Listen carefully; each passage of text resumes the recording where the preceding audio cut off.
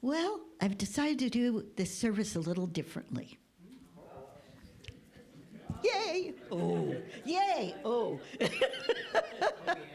So today we are going to do some experiences, and my talk is about, I was sharing with the musicians, that in Unity, what I'm sharing is not called a talk or a sermon or a message. For years, it's been called a lesson.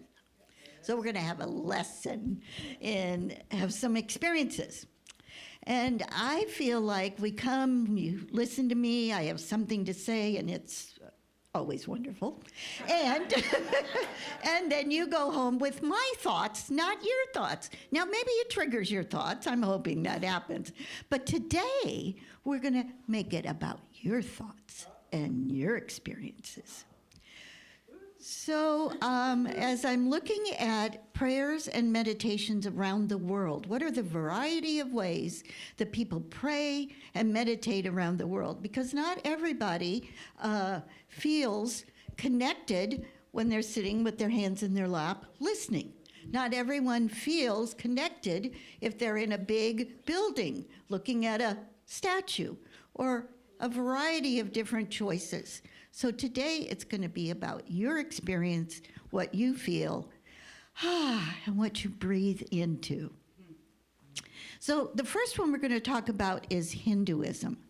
Now, Hinduism believes that one God in the many, which means in everyone. One God in the many, which means in everyone. And Hinduism teaches, you've heard this word, namaste, right? Now, this is more than a bow. This is more than a teaching. It's your life. Now, living namaste is different than just a bow. It's a part of your DNA. It's how you look at the world. It's how you engage with the world. And how you feel about yourself. So namaste, and I was reading a little article in a CSL book that they put out about the meaning. This was a young man who's a spiritual teacher, actually lives in Portland, had written a book about his discussion with his dad back in India, and he was raised a Hindu. And he was having some challenges. And so he was talking to his dad on the phone, and his dad said, "Do you remember namaste?" He said, "Yeah, I know it's a bow." He said, "No, it's a teaching. It's a life. It's how you live." Now, when we go back and look at the real interpretation, it means to see the divine. To see the divine. Not to say hi, not to bow, but to actually see, which is a vibration.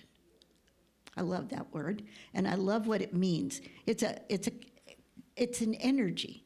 It's a connection, right?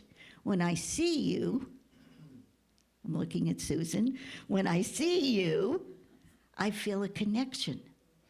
I feel a vibration. I see me in you, right?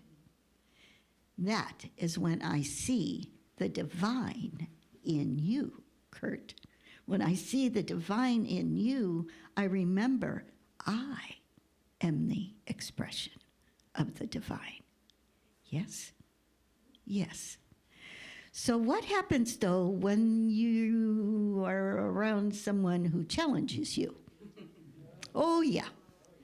Well, there went namaste. That was a good idea until you didn't agree with me, or you have a different viewpoint, or we won't go all the places we could go. And in our world, there's a lot of that, isn't there? We could call it friction. We could call it mistrust. We could call it a lot of things. And when we come across those people, here's the hand on the hip. There it is. Well, they're not namaste. Yes, they are. Because if it's true for you and it's true for me, it has to be true for everyone. Dang. Are you sure? Isn't there any wiggle room here? Can we negotiate this? If it's true for me, it's true for you. It's true for everyone. Breathe into that. So I'm gonna ask Angela just to play a few chords, and we're gonna go right into a meditation. Shift your shoulders. Whoa. Shift your shoulders. Close your eyes if you want. And here we go. Here we go. I'm going to invite you to breathe deeply. Soften that heart. Soften that heart. And think of someone that's very dear to you. Very, very close and dear to you.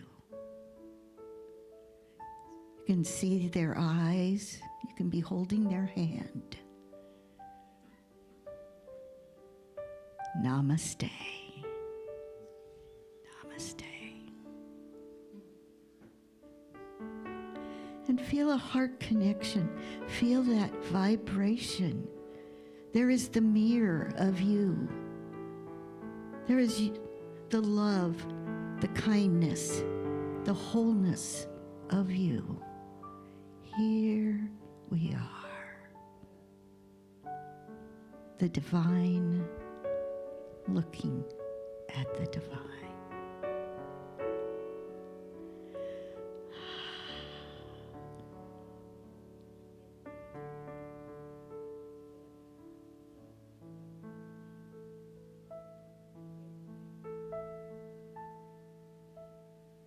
There's a sweetness, a tenderness, a softness. Whether it's a child, a memory of a beloved, or someone sitting right next to you, it is the divine in form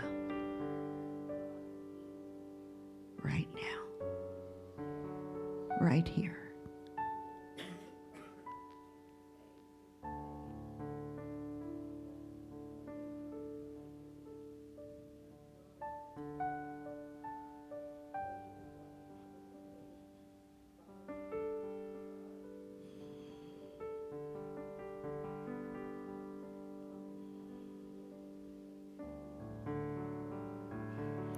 And now, if you're willing, that challenging person, that idea,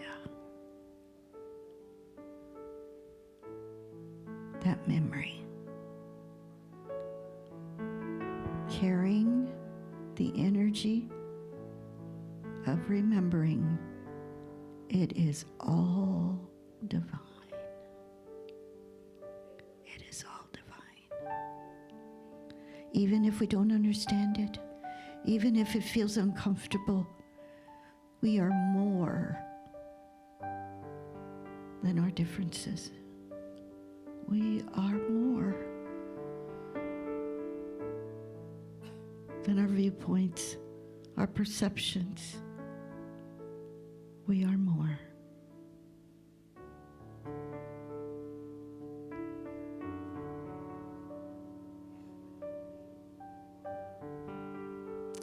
And there's a true freedom to be able to step into this energy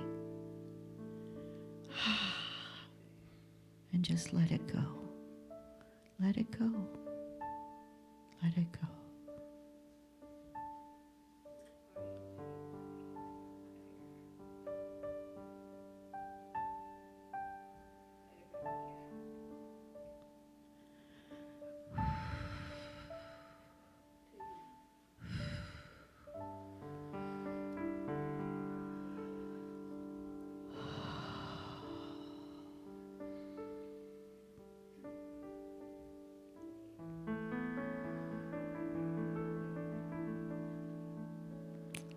You may feel something lifting. You might feel, a little lighter.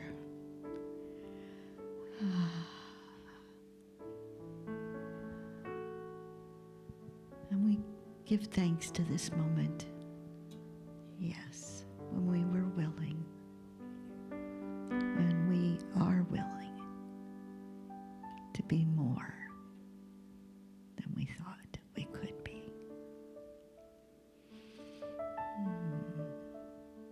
And when you're ready, opening your eyes. Big breath. Big breath. We are so grateful. We are so grateful that we are safe in this place, that we can feel our feelings. Yeah. Anyone have a nod, a good connection? Yeah, good connections. Ooh, it's okay, and I support you in your daily day, in your daily walk, that you make room for this, that you make room for remembering Namaste is a spiritual practice. And it heals us, it supports us, and it reminds us of why we're here. Now, we don't know why everyone else is here, do we? We have no clue. We know why we're here. We're here to see the big picture and not focus on the small ones.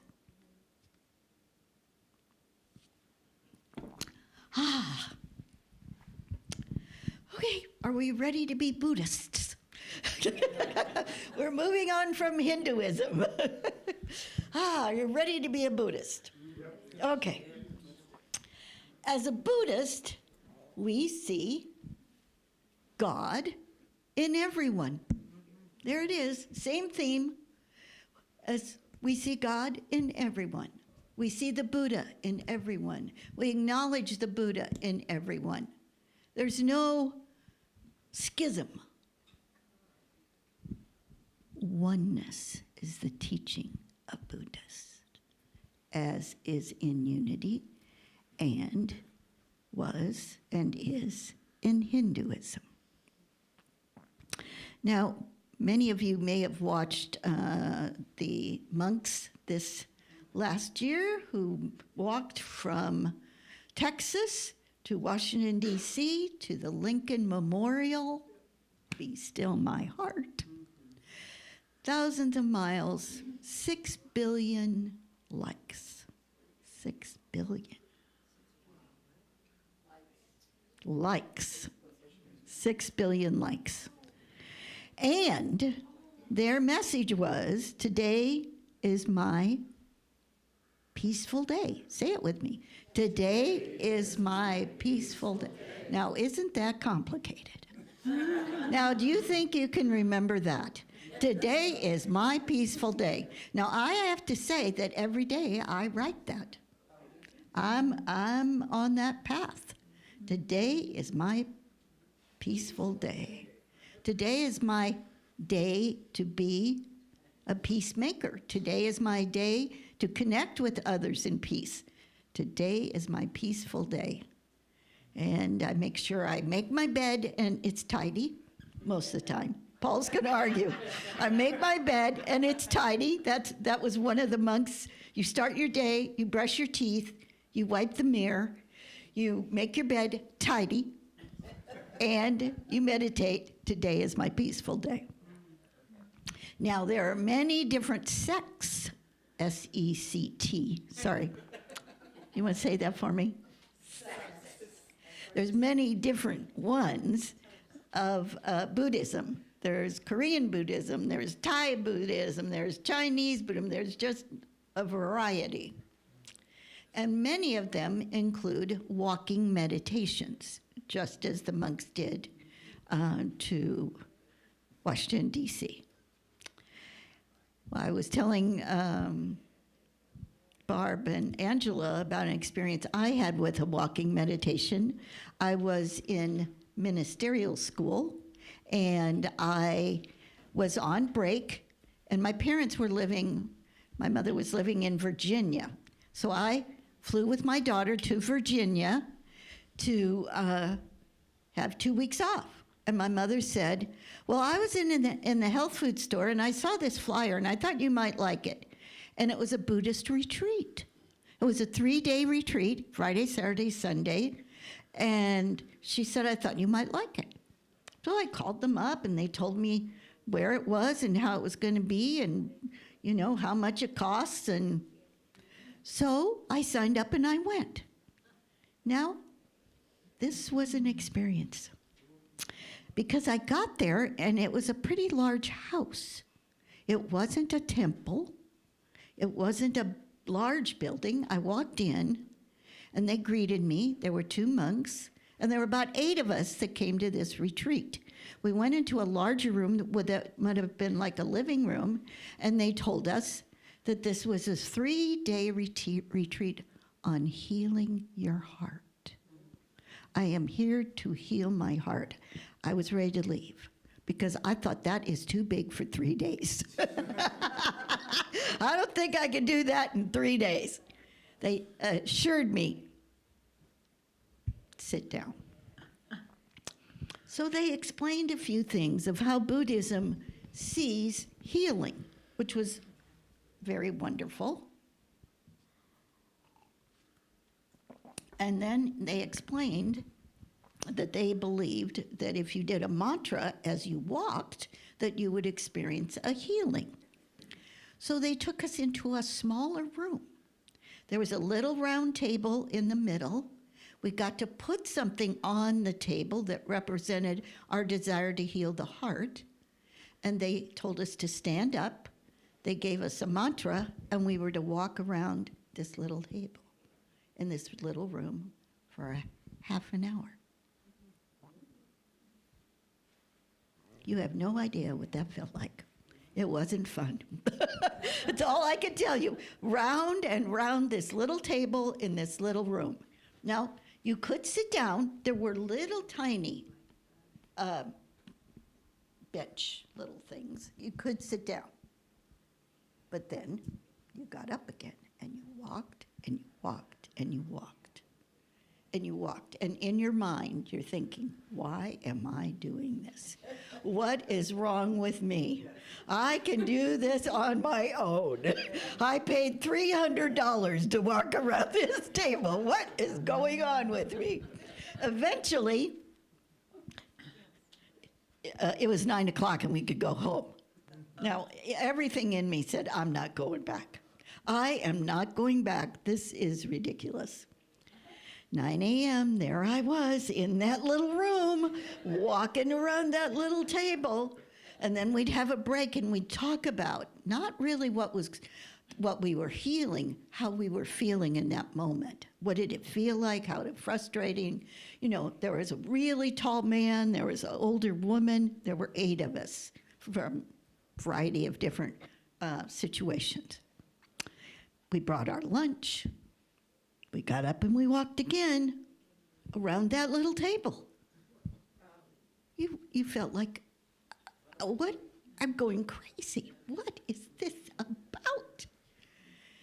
And then your feelings begin to get bigger and you begin to remember, I'm here to heal my heart. I'm here to heal my heart. We had a break in the afternoon. We talked a little bit about Buddhism. And Buddha taught, I don't know if you are aware or remember, that the only way to remove yourself from suffering is to detach.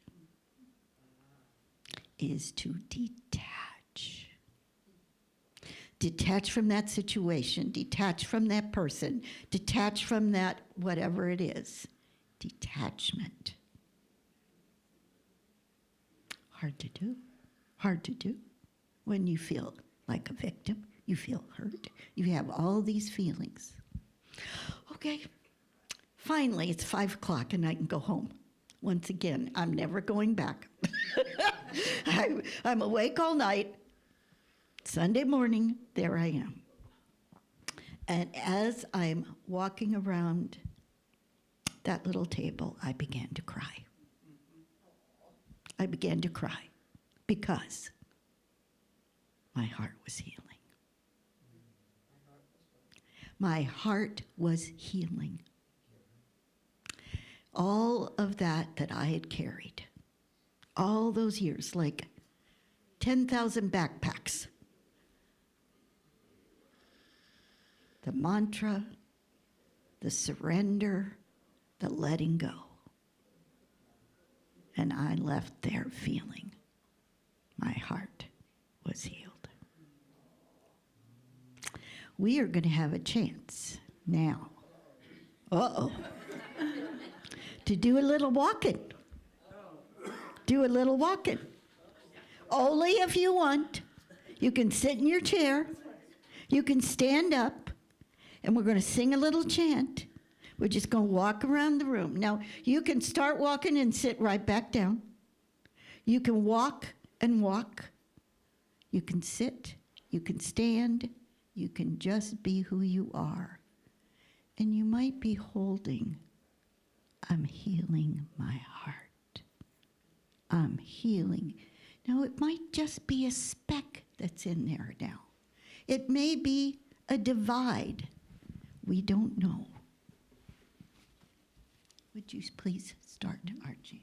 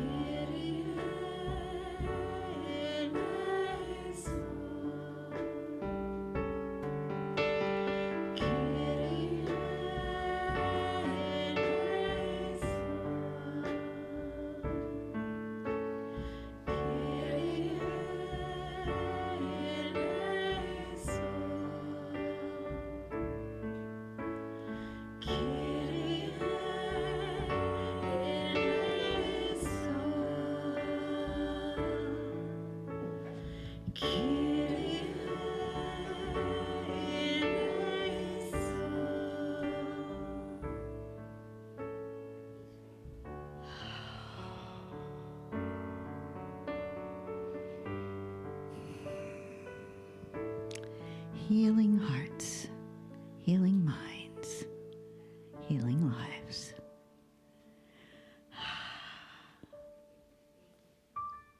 I support you as you leave here today to remind yourself it's not Buddhism or Hinduism. It's not unity. It's love. It's heart. It's connection. And may we see it in everyone. We all choose our path, and that is incredible. That is incredible. And we have to realize there are so many paths of healing, and we have so much to learn from each other. So as you go on your walks this week, remember what this felt like. What this felt like. Next week, stay tuned. We're going to have singing bowls. Ooh, and do a few other things. Are you willing? Yes. Yes, yes, yes.